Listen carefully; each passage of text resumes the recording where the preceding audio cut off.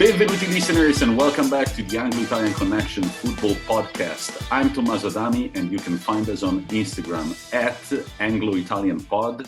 And I, as always, am Ruairi. You can find us on Twitter at Italian Anglo Pod. How are you doing today, Rory? I'm okay. I feel psychologically ready to talk about football again. After the trauma of the past 3 weekends, honestly, Sunday I had a horrific night's sleep.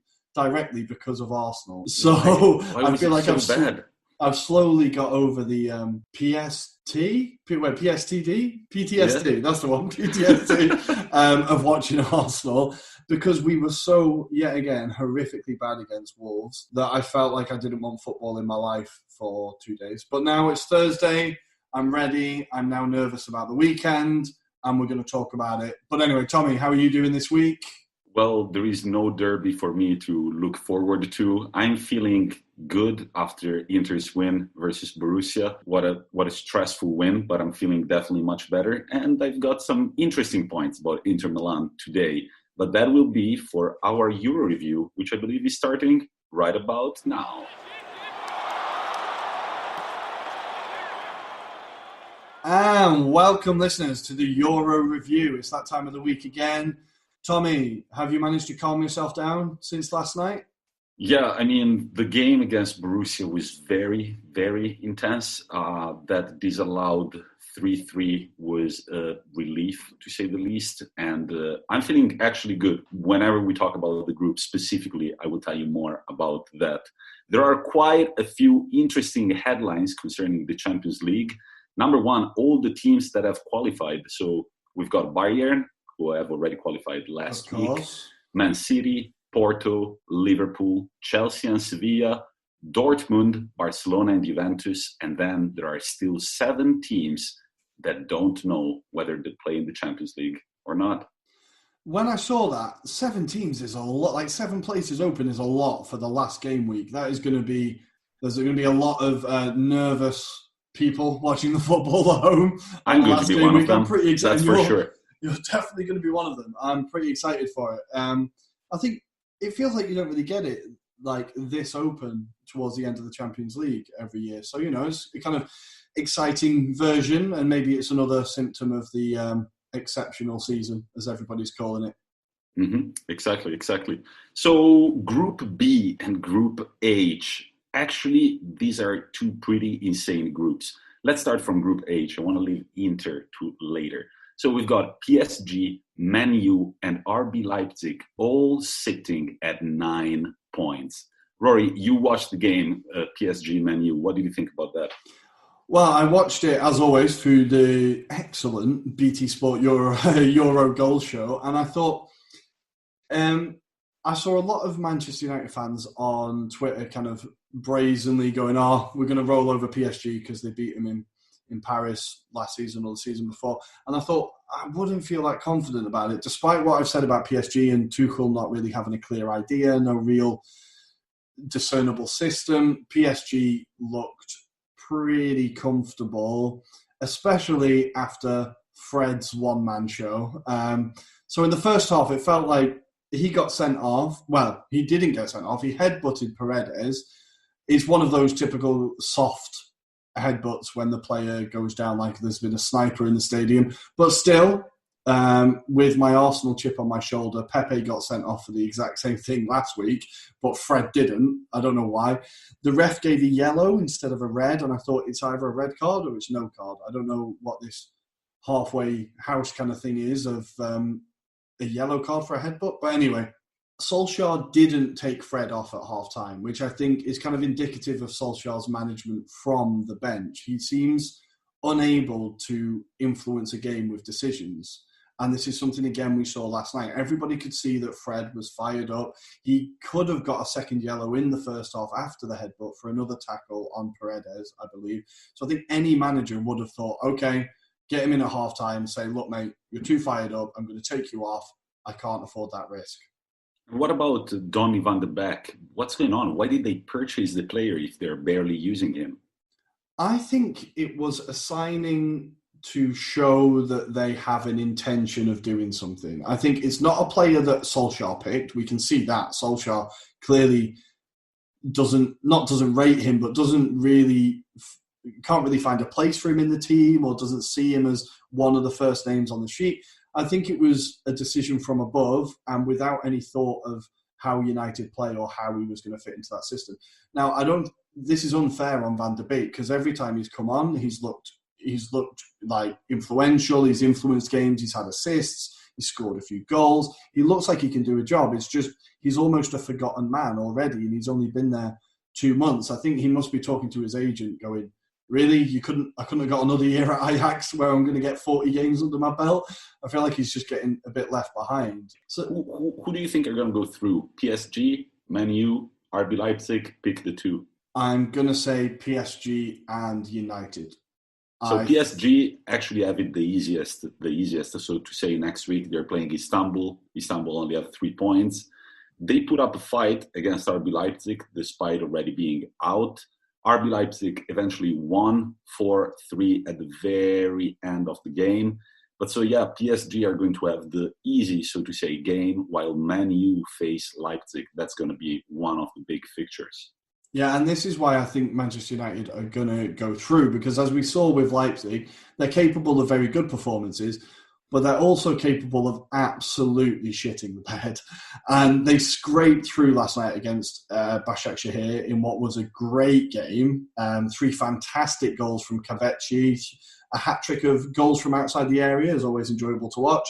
And the Crystal Palace flop, I don't know, I'm going to stick with flop. Yeah, reject. Flop seems a bit harsh. Crystal Palace reject managed to pull them out the fire in the 93rd minute, I think, with actually quite a nice long-distance goal to get them a 4-3 win. But what Leipzig showed in that game is they were 3-1 up and they couldn't control the game against, with no disrespect to Başakşehir, they're a decent team, but they've kind of been have they been the whipping boys? They've been the weakest team in that group, and Leipzig were unable to see the game out. And I think this is why Manchester United are going to be fired up. I think they should be able to see it through. Well, while Leipzig still have a player like Sabitzer, that in my opinion is an incredible player, a very good offensive midfielder, I think they are really missing somebody like Timo Werner. I mean, his season last year was incredible, and you can see that they simply don't have the same structure that they did last year with such a deadly striker, exactly like Timo Werner. Yeah, I think it's having that focal point up front, right? We've seen from Werner at Chelsea, he's had quite an impressive start. Maybe his conversion rate could be a bit better. He misses quite a few chances. But for the style of the team and the style of play, every team needs that focal point up top, right? And once you lose that and a player of Werner's quality, it's going to take you a while to replace him. So I think maybe RB Leipzig just needs Sorloth to be the replacement, or they need to find another one. I also don't know what to make of their manager. Everyone seems to really rate him. I don't rate his suits. Every time I see him, he kind of winds me up a little bit. I don't know why. There's something about him where I'm just like... I think the majority of people are rating his managerial skills and you're rating his suits, right? Yeah, there's something about him that winds me up. I don't know what it is. So, yeah, but that's not to say that they're not going to get through. But I think they're not going to get through. And talking about focal points up front... Well, thank God that on the 13th of May, 1993, a man named Romelu Lukaku was born, because Inter would be in dire straits, to say the least, without him. Incredible brace against Borussia over the week. A very intense game, 3-2. Inter eventually come out winners, thanks to a rightfully so, if you ask me, disallowed offside goal for Borussia. That would have meant a tie for the Germans. Inter managed to go through. They played very well. Lukaku had a very good brace. Lautaro hit the post after a beautiful give-and-go play. That would have been a killer. And Inter are showing that, after all, they are not doing so badly. But I will talk about that more when we break down the Serie A. Yeah, I just think the thing that always impresses me with Lukaku is the determination he shows to score goals. It's always like he's running against force to just prove to everyone that he can score. The determination he shows when he scores, and he just like forces the ball into the goal. It always, I think he could be one of the most influential signings of the past 5 years, 6 years. Oh, absolutely. When the whole Icardi thing was going on at Inter and I started hearing about like Lukaku as a possible replacement, I mean, I have some Man U fans and all I got was like the the hatred that the United fans had for Lukaku. I knew he was a very good footballer. I had seen him play a lot with the Belgian shirt on. And however, I was like, we're never going to get something better than Icardi. Do you remember those incredible stats he had? Like 3 balls touched during the game, 2 goals. Like I was like, you cannot replace that. But man, Lukaku, honestly, if Inter are where they are, it's because of the work of a manager like Conte, who was able to take the relay from Spalletti and sort of like take it to the next level. But without Lukaku, man, I don't think we would be nowhere close to where we are now. No, exactly. Yeah, I think there's the potential for a great partnership there. I think I've said it before, between Martinez and Lukaku, there's a potential there for a really good strike partnership to form, if it hasn't already. I think Lukaku is quite happy to take it on his shoulders, right? Yeah, I think he thrives under that pressure. And at Manchester United, I think he became the focal point, word of the day or phrase of the day. He became the focal point for all the Manchester United fans' ire, right? They were disappointed and frustrated about what was happening on the pitch, and they all focused it on Lukaku. Now it's Pogba, and I think it was really unfair. Like, Lukaku is, for such a young player, his scoring record in the Premier League is unbelievable. At Everton, at West Brom, he was unbelievable. At Manchester United, he was still okay in a fairly dysfunctional team. So I think the move to Inter is the best thing that could have happened to him, and he's obviously thriving under it, and we're all happy to see him at Inter, I think. And then in the group, Real Madrid. Well, looking at the group, Rory, would have you guessed that after 5 games, Borussia would be top, Shakhtar second, and Real Madrid and the Inter third and fourth? No, not even slightly. And can I just say, the last thing Arsenal need is either Inter or Real Madrid dropping into the Europa League. So I'm pissed off with both of you, because if we're going to win this, it's not going to be with either of you sides in the competition. So pull your ideas up, please, because I'd much rather have Shakhtar, I think, maybe. I don't know. Actually, there is. Well, in Italy, we love talking about biscotti, the so-called cookies. What is a cookie? What is a biscotto when we talk about football? It's when the other teams in your group, whether you're playing in the World Cup, the European Championship, or the Champions League, the other teams can both go through with a tie, and so they basically make a silent agreement, and they say, hey man, like, let's just tie the game. Well, of course, Inter fans started right away, oh, there is the possibility for a biscotto. And I was like, no, man, it's not that there is the possibility for a biscotto. It's us that fucked ourselves with our own hands. And now, of course, there is the possibility for that. But the thing that makes me confident that there won't be any biscotto is that Real Madrid actually do need a win, not necessarily to go through, but they need a win for their establishment in general. Yeah, well, Zidane is all of a sudden looking very, very worried. They've now lost 11 games since he's come back. Marcelo has played in 10 of those games, which I think, I'm not putting it all on Marcelo, but I think he is part of a problem that Real Madrid are going through. Now, that incredible team, that great team that won the 3 Champions Leagues, they're all getting quite old now. So we've got Benzema's in his early 30s, Sergio Ramos is in his mid-30s, Kroos is an arsehole and in his early 30s, Marcelo is in his mid-30s. All this spine of the team are starting to get on a bit, and I feel like maybe it's time for there to be a changing of the guard at Real Madrid. Now, they've tried to do this, but by spending zero money, right?